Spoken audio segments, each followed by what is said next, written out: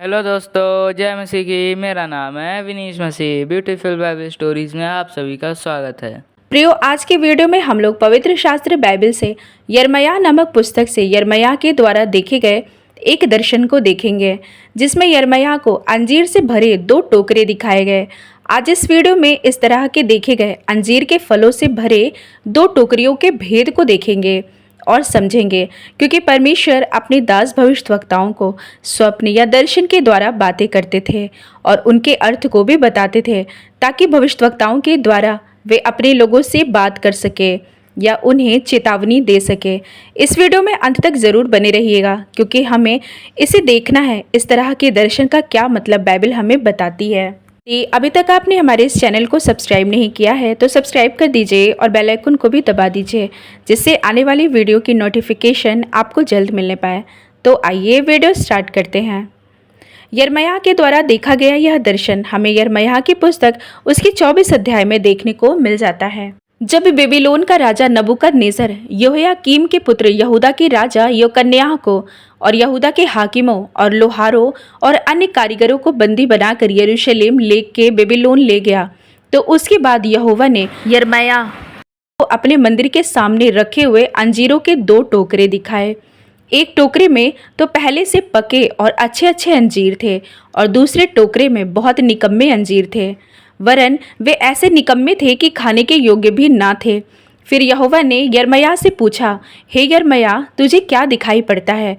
यिर्मयाह ने कहा, अंजीर। जो अंजीर अच्छे हैं वे तो बहुत ही अच्छे हैं, परंतु जो निकम्मे हैं वे बहुत ही निकम्मे हैं, वरन ऐसे निकम्मे हैं कि खाने के योग्य भी नहीं हैं। यहोवा का यह वचन यिर्मयाह के पास पहुंचा।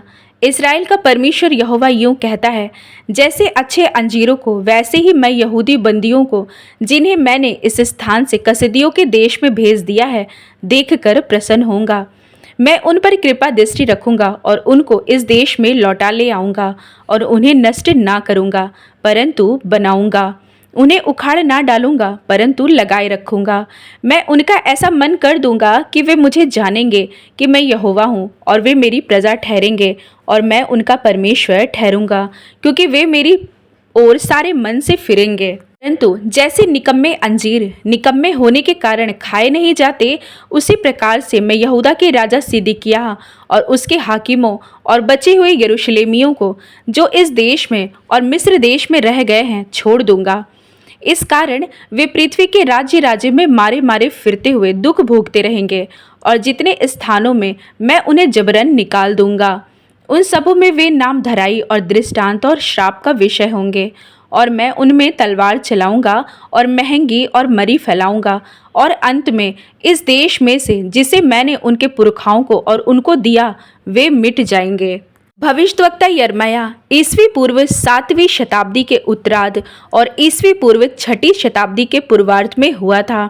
अपने इस लंबे सेवा काल के दौरान उसने परमेश्वर की प्रजा को महाविपत्ति पड़ने की बार बार चेतावनी दी, और उस जाति के मूर्ति पूजा के कार्यों और पापों के कारण आने वाली थी, वह अपनी इन भविष्यवाणियों को पूरा होते हुए देख पाया था। बेबीलोन के राजा नबूकदनेस्सर द्वारा यरूशलेम की पराजय, नगर एवं मंदिर का सत्यानाश होना और यहूदा के राजा तथा बहुत से अन्य लोगों का बेबीलोन की बंधुआई में चले जाना, उसने पहले से ही ये बता दिया था कि अंत में लोग बंधुआई से वापस लौटेंगे और देश पुनः बसाया जाएगा। भविष्यद्वक्ता यिर्मयाह एक भावुक व्यक्ति था, जो अपने लोगों को बेहद प्यार करता था, और उनके विरुद्ध दंड की घोषणा करने की विवशता से वह नफरत करता था। कई परिच्छेदों में वह बहुत भावुक हो जाता है कि उसे कितनी पीड़ा का अनुभव हुआ था, क्योंकि परमेश्वर ने उसे एक नबी होने के लिए बुलाया था। परमेश्वर का वचन उसके हृदय में आग के समान था, वह उसे दबाकर नहीं रख सकता था। इस पुस्तक के कुछ महान वचन यिर्मयाह के संकट बड़े समय से परे उस दिन की ओर संकेत करते हैं, जब एक नई वाचा बांधी जाएगी। इस नई वाचा का परमेश्वर के लोग बिना किसी शिक्षक के सहायता के पालन करेंगे, क्योंकि यह उनके हृदयों पर लिखी रहेगी। यहूदा के राजा यहोयाकीम के राज्य में बेबीलोन का राजा नबूकदनेस्सर ने चढ़ाई किया, और यहोयाकीम के पुत्र यहोयाकीन के राज्य में नबूकदनेस्सर ने दोबारा यरूशलेम पर चढ़ाई किया था। जिसके बाद राजा योयाकीन और उसकी माता को बंदी बना लिया गया। तत्पश्चात नबूकदनेस्सर ने योयाकीन के चाचा सिदकिय्याह को उसके स्थान पर राजा नियुक्त किया कि वह नबूकदनेस्सर के इशारे पर यरूशलेम में कार्य करे। परंतु एक बार सिदकिय्याह ने मिस्र के फिरौन के साथ मिलकर नबूकदनेस्सर के विरुद्ध बलवा किया। इस स्टोरी के ऊपर मैं एक वीडियो बना चुकी हूँ जो 2 उकाब और अंगूर की लता के नाम से है। आप उसे इस वीडियो के डिस्क्रिप्शन में लिंक पर क्लिक करके देख सकते हैं। सिदकिय्याह के विद्रोह करने पर राजा नबूकदनेस्सर ने अपनी पूरी सेना लेकर यरूशलेम पर पूरी तरह से चढ़ाई कर दिया और यरूशलेम की शहरपनाहों में आग लगाकर फुकवा दिया। वहां के मुख्य पुरुषों को बनाकर बेबीलोन ले गया। परमेश्वर के भवन के सारे पात्रों को लूट लिया और भी बहुत कुछ उस समय में हुआ था। अब यिर्मयाह के समय में यिर्मयाह भविष्यद्वक्ता को परमेश्वर के सामने रखे गए 2 टोकरों को दिखाया गया जिसमें अंजीर के फल रखे हुए थे। एक टोकरे में अच्छे फल और दूसरे टोकरे में खराब फल रखे हुए थे। प्रियो, परमेश्वर ने यिर्मयाह को फलों के माध्यम से यह दिखाया कि टोकरे में रखे यह फल नहीं अपितु यरूशलेम लूट में बंदी बनाकर लाए गए 2 प्रकार के लोग हैं। अच्छे फलों के लिए परमेश्वर का वादा था कि परमेश्वर की कृपा दृष्टि उस पर रहेगी और खराब फलों के लिए था कि वे दुख भोगते रहेंगे। कहने का तात्पर्य यह है कि बंदी बनाकर लाए गए लोगों में 2 प्रकार के लोग थे। एक ऐसे प्रकार के लोग जो परमेश्वर की इच्छा पर चलते थे, उनका भय अभी भी वे मानते थे। ऐसे लोगों से परमेश्वर प्रसन्न थे। परमेश्वर का वादा उनके साथ था कि परमेश्वर ऐसे लोगों को दोबारा उनके देश में लौटा ले जाएंगे और उन्हें नष्ट नहीं करेंगे। दूसरे प्रकार के वे लोग थे जो वे भी बंदी बनाकर लाए गए थे परंतु परमेश्वर की इच्छा पर नहीं चलते थे।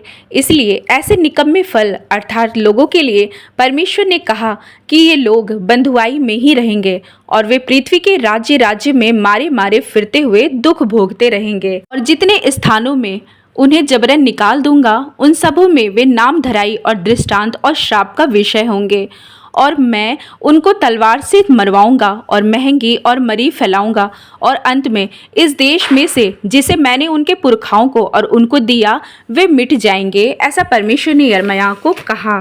परमेश्वर की नज़रें प्रत्येक मनुष्य को देखती है, उसकी पलकें हर एक मनुष्य को जांचती है। बंधुआई में गए लोगों के ऊपर भी परमेश्वर की नज़र थी कि परमेश्वर का भय कितनों के ऊपर है और कितनों के ऊपर नहीं है। आज भी परमेश्वर की नज़रें प्रत्येक मनुष्य को देख रही है। कौन परमेश्वर का भय मानता है, उसके वचन पर चलता है, उनकी नज़रें सब पर है। न्याय के सिंहासन के सामने भी परमेश्वर 2 प्रकार के लोगों को अलग करेंगे।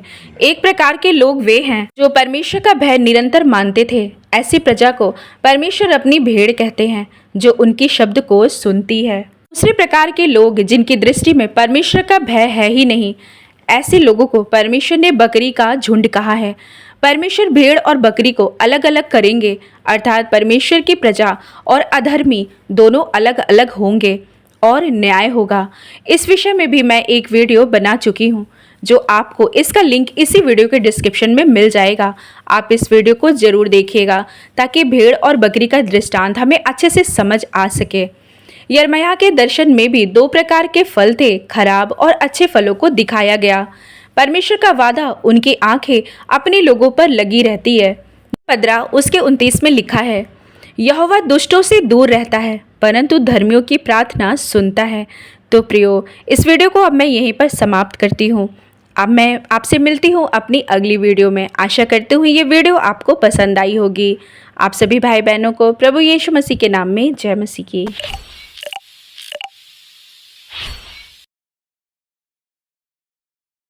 तो दोस्तों, कैसी लगी आपको स्टोरी कमेंट में लिख के बताइए। आगे ही ऐसी वीडियो देखने के लिए हमारे चैनल को सब्सक्राइब कर दीजिए। जय मसीह की दोस्तों।